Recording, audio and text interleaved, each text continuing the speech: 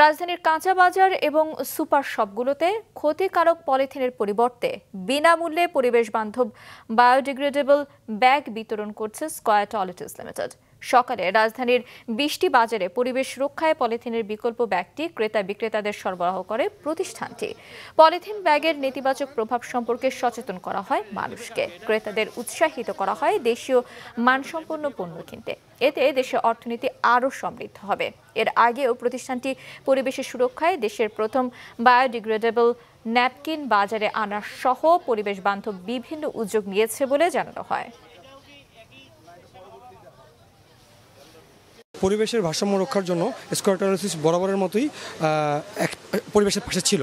So ওইটাকে সাথে রেখেই এখন বর্তমানে প্লাস্টিক এবং পলিথিন ব্যবহার রোধে আমরা একটি বায়োডিগ্রেডেবল ব্যাগ আমাদের কনজিউমারকে দিচ্ছি, যেটা সম্পূর্ণ 180 দিনের মধ্যে বায়োডিগ্রেডেবল এবং কম্পোস্টেবল। সো এই বায়োডিগ্রেডেবল ব্যাগ দেওয়ার পাশাপাশি আমরা কনজিউমারকে বলছি যে তারা যত বেশি দেশীয় পণ্য কিনবে আমাদের দেশের অর্থনীতি তত বেশি সমৃদ্ধ করবে এবং পরিবেশ সংরক্ষণে তারা স্কয়ারের পাশে একসাথে এগিয়ে আসবে।